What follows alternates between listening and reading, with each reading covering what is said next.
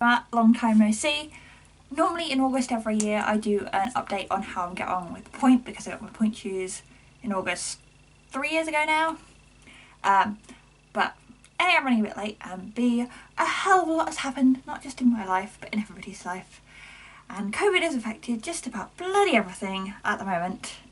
There's a lot going on and a lot to update you on. So, rewind all the way back to August 2019. And at this point in my ballet journey, I was having a little bit of a minor meltdown because at the time I had one teacher, and she taught both adult classes and she taught RAD classes at a dance school, and she quit the dance school, so she was only going to do adult classes, which means I didn't have anywhere to take the RAD classes so I could pass my ballet exams and carry on doing that. And I really enjoyed taking classes like that. It means I improved my technique, it means I've got something to work towards, it gives me a push up the backside to improve. So I spent pretty much all of August panicking that I wouldn't have anywhere to do this, and then also the place we did our adult ballet classes kicked us out, so I had to find somewhere else to go there, and that meant another 20-minute drive to get there. And for me, anything that's more than a 5-minute drive away is a long drive away. So fortunately it all worked out. We found somewhere else to go for the adult classes, and absolute luckiest person in the world, I found my current RAD dance teacher, and she's now one of my favourite people in the universe. She is amazing, she is obsessed about ballet as I am, and we've just sort of connected and spend so much time together now. It's insane. So actually, after all that worrying, it worked out well. I had 2 teachers, adult classes, RAD classes, worked out brilliantly. And so I was put in for my grade 7 exam the end of November. Middle of November, I start getting agonising pains in my hips. Like, couldn't move levels of pain. It was absolutely horrendous. So I end up going to private physio, because not a chance you're going to get one on the NHS. And he's like, you probably have a labral tear. So I go to the doctors and go, my physio thinks I probably have a labral tear. And they're like, no, you're too young to have hip problems. I'll explain what labral tear is in a second. They're like, no, you're fine.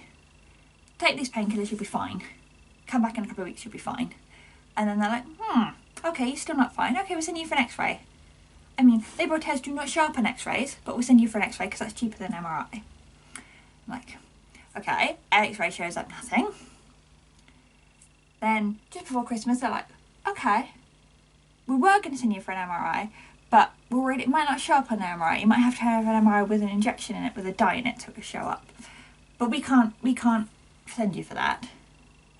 So we'll refer you to somebody, and they can sort that out for you. Okay. After Christmas, I ring up and they go, oh yeah, no, it's like an 18-week wait to see anybody. So then I have to pay to go see a doctor privately, and he's like, yeah, no, you probably have a labral tear. We'll get you an MRI to get that sorted. Unfortunately, he then writes to my doctor and is like, oi, you need to refer her to me on the NHS so she can get free treatment. So finally, in February, March time, I have my MRI. I confirm that I do have labral tears in both my hips. And what that is the cartilage that lines the hip joint.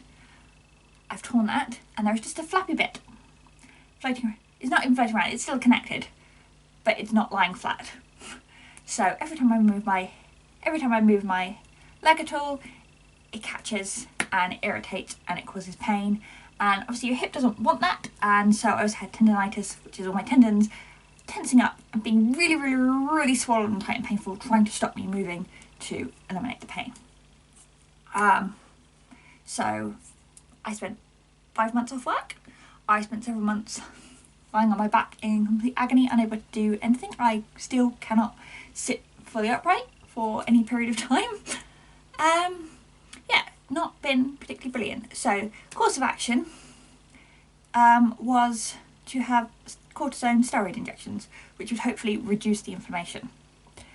These were for the end of March. Anybody remembers anything? Something happened around the end of March.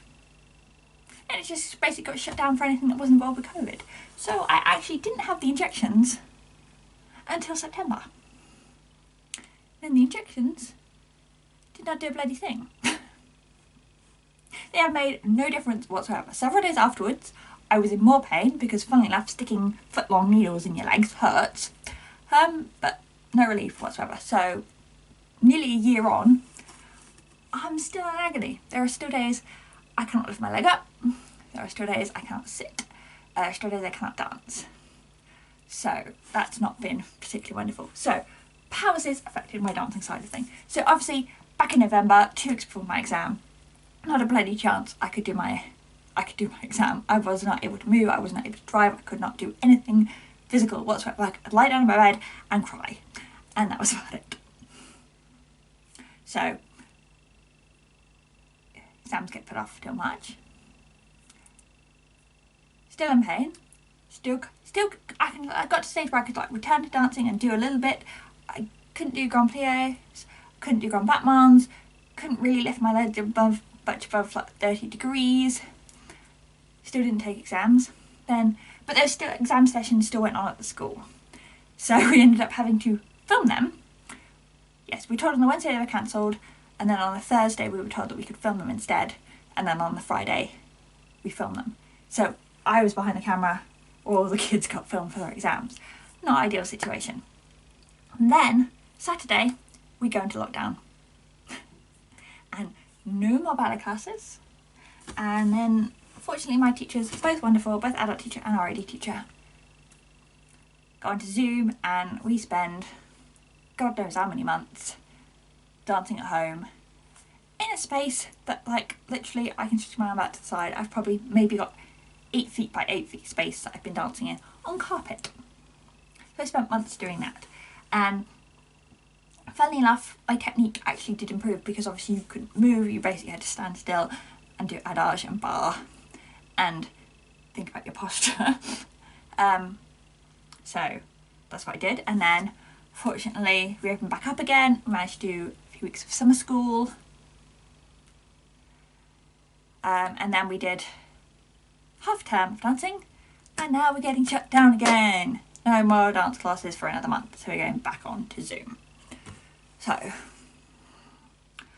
hasn't been a particularly fantastic year of dancing. And then also, because I was injured, and because I was supposed to be doing so much dancing, cancelled my gym membership. So, even if I could dance, I couldn't use the studio at the gym, so I haven't been filming everything, which is why I haven't uploaded anything in forever. So, point-wise, how have I got on? Obviously, for a while, when I was really injured, wasn't doing a bloody thing. Because there are days when I could lift my leg up high, but doing so hurt it. But then trying to think about getting up on point and then keeping my leg low was somehow too much for my brain to handle. And I couldn't somehow go up on point and think about 2 things at once. So I stopped doing that. Not a good idea for my hip. Shouldn't have done it. But we had a show booked for April, and I was absolutely determined that I was going to be on point doing it in the show. So slowly get back into point and start improving. There's some things I could do, some things I couldn't. For some reason my teacher decided to put a floor roll in the dance into a releve on one leg into attitude. Not my favourite thing in the world. Never bothered trying to do that. And anyway, all gets cancelled because of COVID anyway, so who really cares? And then, yeah, it just, think about all the things that have happened in this year, and it's like, it's only been a year. Like, that was only 6 months ago our show got cancelled. Like, that just seems ridiculous. So, Pointe-wise, I think possibly in my last video, I mean, it'd be a good idea if I'd actually done some research and watched my last video.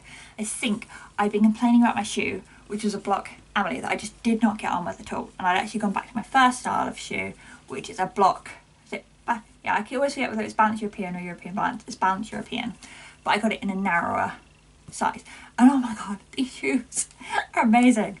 I love these shoes to pieces. I was convinced for ages that the reason I was shit at point was because of me. And that my technique wasn't good and I wasn't working hard enough and I was being a bit of a wimp. And actually, I was just in a very poorly fitted shoe that did not work for me whatsoever. And then this shoe came along it's comfortable. I didn't mind being up on point. It supported me, but it's also nice and bendy, so I can roll through my feet. And it was just really, really, really, really, really nice shoe. Unfortunately, it's starting to die on me now, and like doing lots and lots of curls, I'm starting to sink again. It's sort of breaking down the wings slightly, and I'm just thinking having narrow feet isn't good. So I went to Danceek in Birmingham, which is a nice big dance shop that's really good for point fitting. I tried on pretty much everything they had in the store, and I was like, none of these are working for me. And even going for a new version of the Balance Europeans didn't work, because for some reason their 5.5s are now smaller than they used to be, so they were really digging into the back of my heels when I was on flat. I felt lovely when I was up on point, but too small when I was on flat. But the 6 were ginormous and swamped me.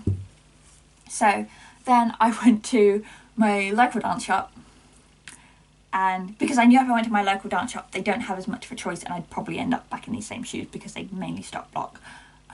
They sell some other brands that don't suit my feet at all, so we don't bother them. But I actually went with these, which are Euro Stretch. So they are the same, they're like the same box style as, get out the bloody way, you ribbon. Same box style as the Balance European, but they're made with stretchy satin, so the heel's supposed to stay on nicely and hug your foot more. And they're also split sole, which is supposed to make your feet look nicer. I've only had these for a few weeks, and also they are solid. Like this bit, okay, there's a nice arch there, but this bit is absolutely nothing. Absolutely nothing. There is no damage point whatsoever, and when I try and roll from my foot, I'm not breaking in the shoe at all. It's just coming off my heel. So rather than trying to work through it, I'm taking the easy option and wearing my dead point shoes instead. But my point has actually, despite the injury, despite going all over the bloody place to dance and then having to dance on carpet, my point has really improved. Part of it was a determination that I was going to dance in the show, so trying to do stuff that I knew I couldn't because I knew I had to be able to do it for the show, that improved it. And then when we were on lockdown, obviously trying to dance on carpet, and it's a really thick pile carpet, so you can probably sink about that much into your shoes. So curl is absolutely horrible. But releves or anything where you need to move your feet really work through your feet. You really have to work quite hard. That's definitely improved my feet. I started doing PBT, which is progressing ballet technique, and pardon me. So I've also started doing PBT, which is progressing ballet technique, and also there's a lot of foot exercise in there, and some that also my teacher has come up with as well, or probably not come up with. Yeah. Anyway, I've also started doing PBT, which is progressing ballet technique, and that has some foot exercises. My teacher has other foot exercises we do that really work on the strength of my foot and articulating through the toes and stuff, which grosses me out. I hate toes so much. I really don't like the fact that you can wiggle your toes independently. That grosses me out. I don't know why. I don't like feet. But anyway, my feet have improved because of that. And then also, while we were on Zoom, my teacher was getting a bit overwhelmed with the number of classes that she was teaching, and she was like, do you mind teaching them for me? So I ended up teaching grade 4, grade 8, and a class that was supposed to be a mixture between Pointe and Frianchement for the vocational grades, and I mainly turned it into a Pointe class. So when you've got kids trying to teach them on Pointe, I was like, right, I'm going to put my Pointe shoes on to make sure that I have to do everything properly with really nice technique, and I have to go full out every time, because I can't show them that I'm slacking or that I can't do something. So really having to think about my Pointe work, that has also definitely improved. And then since we've come back, right, I seem to be doing more Pointe classes. I don't know if that's actually true, but it feels like I'm being on Pointe more. I'm definitely more willing to be on Pointe because I spent so much time on lockdown having to do Pointe work that just putting your Pointe shoes on doesn't seem like any effort anymore. In addition to, I do adult Pointe classes, I also do Pointe classes as part of my exam work for the RID. I also do the RID repertoire that new syllabus that came out a few years ago. And you have the option to either do that on flat or on point. So even though I think when I take the exam, I'll do it on flat shoes because that's nicer, it's still possible to do all the exercises and lots on point. So I've been doing that as well. And tell you what, I'm still shockingly horrendous at some of those exercises on point. But, you know, I'm giving it a go. And I think that's part of the problem I had with point was I was so in my head and thinking about it all the time and worried about it that it is just that was holding me back. And just getting on with it and giving it a go and trying it makes things so much easier. And then you're like, well, it didn't do it brilliantly, but something happened, it was fine, carry on, next time it'll be better. So yes, finally in a positive place. Point, love point now. Still things I'm a bit iffy about, but the other stage where last week we were doing advanced 1 point bar work, and I thoroughly enjoyed it, and I could do it. And that is rollerways on one leg in arabesque, sideways to the bar. Like, if you told me before lockdown that I'd be doing that quite happily and then getting compliments from my teacher about how much my foot strength has improved, you wouldn't believe that. I still need to work on my core because I'm thinking so much about my feet, and I do like to lift my shoulders and look very tense and really look like I'm thinking about it. So there's still lots of things to work on, but it's getting there, it's improving. Yeah, and then general technique wise, yeah, I think having another teacher and who looks at you different, has other things that they focus on. This one's very focused on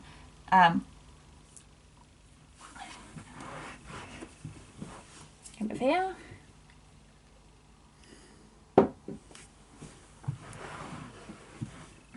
I also think now having 2 different teachers,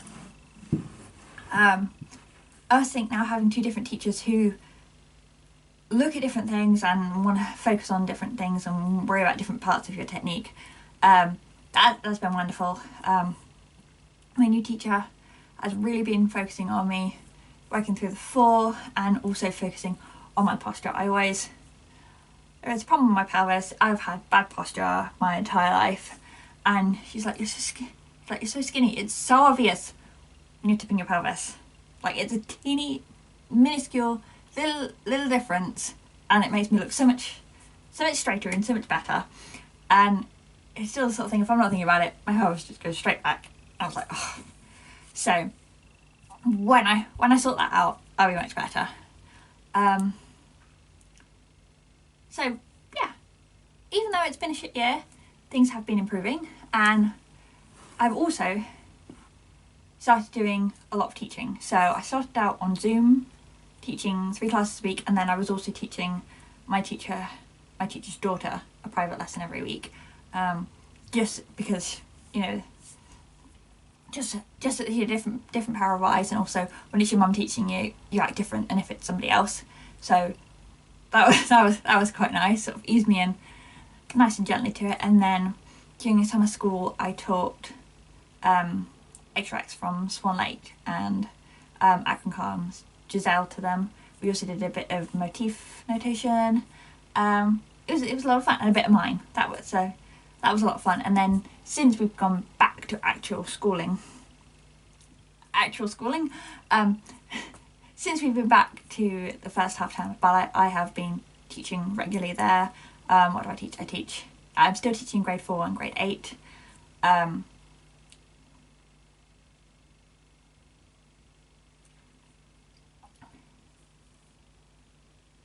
Yeah. And then since we've been back in the studio in normal timetable times, I've also carried on teaching a couple of lessons a week, so that's been a lot of fun. But what I realised when I was injured and I couldn't dance when I was lying on my back, the one thing that I missed doing more than anything was dancing. Like, I couldn't do anything, couldn't get out of bed and do anything, couldn't sit upright, couldn't work, couldn't drive, couldn't do this, couldn't do that. And I was like, the one thing I want to do is like, I want to dance, I miss dancing. And then when we're in lockdown, it's like, I want to dance. And then when I could go out and dance, I'd dance every day of the week. And my teacher's like, look, you love ballet, you should be doing ballet. You don't like your job, you need to be doing ballet. And she's sort of like, pushing me in the teacher direction. And trust me, she's not having to push me hard. I really, really do love ballet, and I thought teaching wasn't for me. And then having to do it over Zoom, I really enjoyed it. I really appreciated the opportunity to do that. And then getting to do it in person, so much easier. Like, yeah, it's a lot easier being able to see all of everybody at the same time rather than trying to view something like this size on your computer when you've got shit eyesight and, you know, everybody's not in camera shot anyway. So much more enjoyable in person. And so, what was it? Thursday, I went to the RID's virtual open day and considered what the options are for become teacher training, and it sort of narrowed down to two choices really. Either I can go back to uni and get a degree, something called BABE, which is a Bachelor of Arts in Ballet Education. So it's sort of split between your ballet technique and carrying on taking ballet classes, learning rep, learning how to do choreography, and then also ballet history, and then also like dance science and how to teach and stuff like that. So it sounds really, really, really, really, really interesting. Fortunately, it also costs £7,000 a year, requires you to live in London, which is bloody expensive, and at the moment, it's still, I say now at the moment, it's still done half in person and half online. And like, you're not really getting the full experience of being at the RID if you're having to do it by Zoom classes. And like, why would I go and transport myself and go live in London and pay to live in London and all the costs associated with that if you're then still stuck in your room doing Zoom classes? So it's like, if it wasn't in the middle of a pandemic and if I had a lot more money than I do, that would be a lovely option. So the other option is doing a certificate in ballet teaching studies, which is 2 years part-time, and then I can still become an RID qualified teacher, but it only teaches you how to teach the RID syllabus. The scope is a lot smaller, but requires less time and less money, which is not really sure I should be looking at things, but that's what I'm leaning towards doing at the moment, sort of realising how, like, I always knew I was obsessed with ballet and I love ballet, but not being able to do ballet, I didn't realise how upset and depressed I would get and how shit my mood would be not being able to dance, not being in the studio with my friends, not being around other people who like dancing. It was horrendous. It was horrendous. And there were days where the thought that I couldn't dance was actually worse. Like, that was harder to cope with than the pain of not being able to dance. Yeah, it was... I get a bit upset now. Yeah, that wasn't... Yeah, it was... I didn't think I'd get upset. I mean, it's been a long time and I thought I'd got past it. I mean, there are still days where I can't dance, and there's probably at least 1 or 2 times a week where I'm in a lot of pain that I stop, like I can't do something. But there are other days in the week that I'm still dancing, that's okay. Whereas at the beginning it was, I couldn't do anything, and then even when I went back and tried to do something, like, okay, I've got to say where I've said I can't do grand pliés, I can't do grand battements at any sort of height, but I'm still dancing. Whereas when I started, like, I couldn't put my foot in petit battement position, like lifting up that high off the floor, like that much to the top of my ankle. I couldn't do it. I couldn't turn my legs out to do I couldn't do a rondejambe. You know, it pained for me to lift my leg high enough to do a rondejambe and that. And I was standing at the bar, and I was just like, I can't do this. I'm literally standing still. I'm standing on one leg and moving one leg ever so slightly, and that is just too much pain to be in. So, yeah. But even when I was in that sort of pain, I was still glad to be there. So I'm just sort of a little bit insane. Very, very, very grateful to my teachers for putting up with my moaning, for letting me be there and doing what I can do, and for still being there when I can come back and do things properly and sort of adapting things so I can do certain stuff and not do other stuff, and then also for letting me give it a go with teaching, and then supporting me all the way over Zoom, all the way through lockdown, all the way out the other side, and then now back into lockdown again. So,